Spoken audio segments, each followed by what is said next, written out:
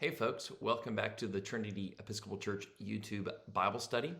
I'm the Reverend Jimmy Abbott, the priest here at Trinity on Galveston Island, and I have a few thoughts and reflections for you on the gospel lesson for this upcoming Sunday, December 26th, 2021. It's our last Sunday of the year. 2021 is coming to an end.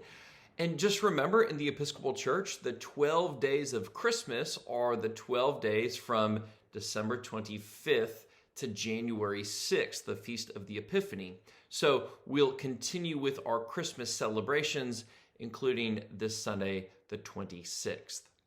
We'll be reading from the Gospel of John, chapter 1, verses 1 through 18. Be still, my beating heart. I adore, love, am always inspired by this passage. I want to read just the first few verses.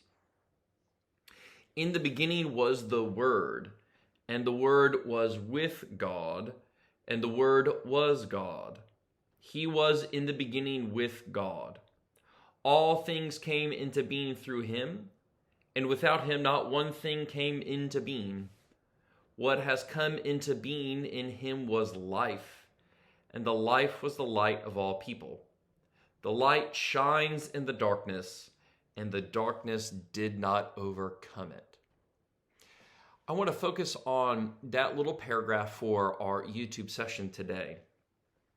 Obviously, there are resonances here with the book of Genesis, in the beginning. You can see that the author here, John, is trying to set the stage for a new beginning, a new creation that will be given to us in Christ Jesus.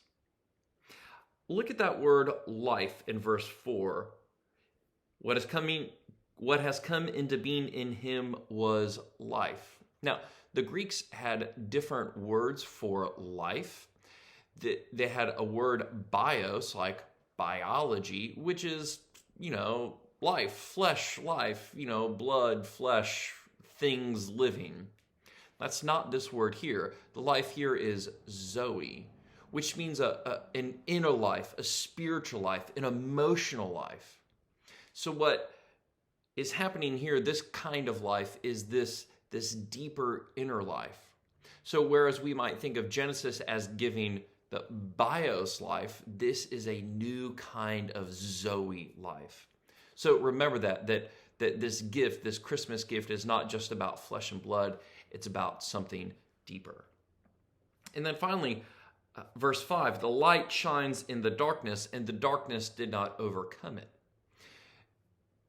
The idea, the image that John is playing with here is more of a lighthouse than it is a rising sun. And y'all know this about lighthouses, right? Lighthouses are placed at the rocky shoals so that the ships don't go there. They're part of a navigation system. If the ship went toward the lighthouse, it would crash on the rocks. In the same way, then, this light that is coming into the world, Jesus Christ, is meant to guide us, to help us find our way, to navigate.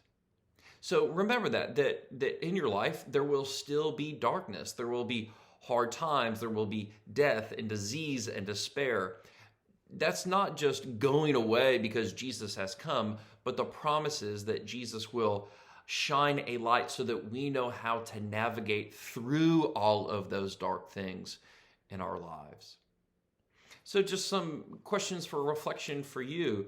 What have been some of those dark moments in your lives, and how has Jesus helped guide you through them? And also, what is the one time in your life that you have felt the most alive? Not bios alive, but Zoe alive. What is that time that you have felt the most alive? It's so good seeing all of you. And remember, you can join the Trinity Episcopal Church online classroom at our website, trinitygalv.org.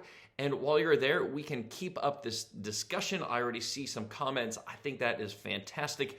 It's going to be a way for us to remain engaged with one another through our computers. Though we might be separated by time and distance, we can still be in fellowship with one another. Hope you all have a very Merry Christmas and a Happy New Year.